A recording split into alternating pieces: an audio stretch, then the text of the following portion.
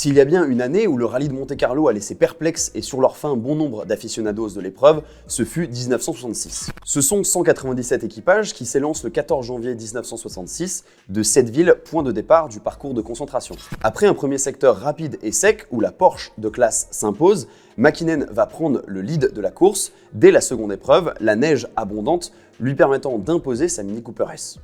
La boucle de nuit, ponctuée par 6 spéciales chronométrées dont 2 fois le Turini, ne va que confirmer la supériorité des Mini. Alors que depuis le début du rallye, un bruit courait que les Mini n'étaient pas conformes, tout comme certaines Cortina et Hillman, la sanction tombe, les 4 premiers du classement général sont disqualifiés. Monte-Carlo 66, première.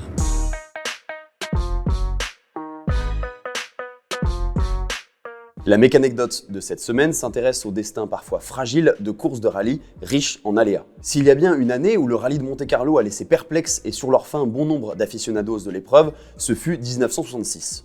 En effet, la domination du team BMC et ses imbattables BMC Cooper et leurs Finlandais volants comme pilotes fut telle qu'il fut difficile au public d'admettre au final que la victoire revienne à la DS21 de Pauli Toivonen pour une sombre, sans mauvais jeu de mots, histoire d'éclairage non conforme des petites Anglaises. Vainqueurs lors des 2 précédentes éditions, les Mini Cooper S font encore figure de grandes favorites de cette nouvelle édition du rallye, le plus célèbre du monde. Le team BMC fait à nouveau confiance aux vainqueurs de l'année précédente, Timo Mäkinen, mais aussi à Paddy Hopkirk, vainqueur en 64, et à Renaud Aaltonen, réputé pour son aisance sur la neige.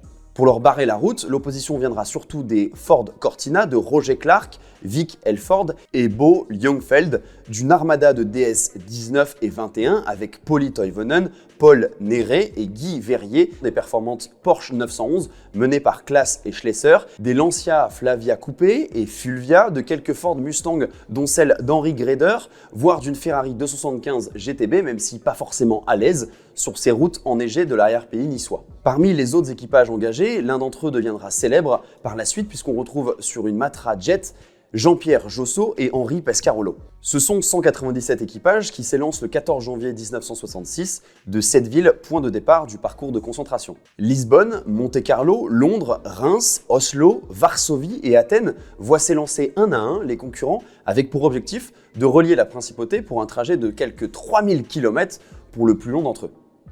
Les voitures sont réparties en 3 groupes. Groupe 1, voitures de tourisme et de série fabriquées à 5000 exemplaires sur 12 mois. Groupe 2, voitures de tourisme à 1000 exemplaires. Groupe 3, voitures de grand tourisme à 500 exemplaires. Une répartition par classe est aussi prévue au niveau de chaque groupe. Un seul incident notoire marquera cette première partie de l'épreuve. L'équipage espagnol Pampin Taravilla sur Fiat quitte la route à proximité d'Uzès et percute un panneau de signalisation, puis un arbre. L'équipage décède malheureusement dans l'accident.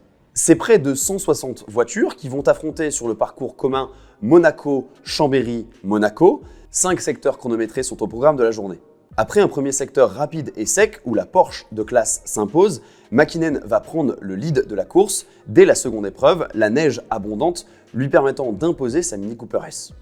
Le Finlandais va enfoncer le clou dans l'épreuve de la Chartreuse avant de laisser Elford sur sa 911 l'emporter dans la rapide montée du Mont Ventoux.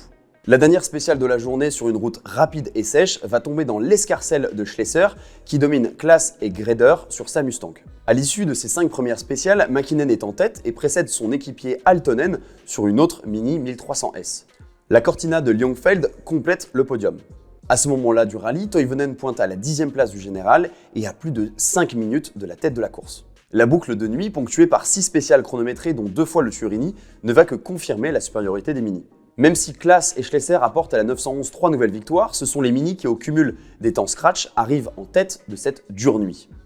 Au classement général final, ce sont 3 Mini Cooper S qui prennent les 3 premières places, Mäkinen devançant Aaltonen et Hopkirk, Roger Clark et sa Cortina échouant au pied du podium. Toivonen est remonté à une belle 5e place, mais loin des voitures anglaises.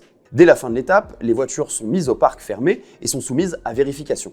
Alors que depuis le début du rallye, un bruit courait que les Mini n'étaient pas conformes, tout comme certaines Cortina et Hillman, la sanction tombe, les 4 premiers du classement général sont disqualifiés. En effet, et sur une intervention de la police, les organisateurs constatent que les voitures anglaises ont remplacé leurs projecteurs classiques par des phares à iode, ce qui les empêche de passer de plein phare à code. L'annexe J du Code sportif international interdisant un tel montage, les voitures concernées sont déclarées non conformes. Stuart Turner et Henry Taylor, directeurs de course de BMC et Ford, auront beau souligner que ce montage est autorisé en Angleterre et que toutes les voitures ont été contrôlées avant le départ, rien n'y fera. Arguant qu'il est impossible de vérifier toutes les voitures dans le détail avant de les autoriser à prendre le départ, la direction de course se retranche derrière le règlement que nul n'est censé ignorer. La DS21 de Toivonen est alors déclarée vainqueur du rallye devant les deux Lancia Flavia de Trotman et Anderson. Nul doute que laisser le rallye se dérouler comme si de rien n'était alors que tout le monde connaissait le problème ne fut pas la meilleure des décisions prises par les organisateurs.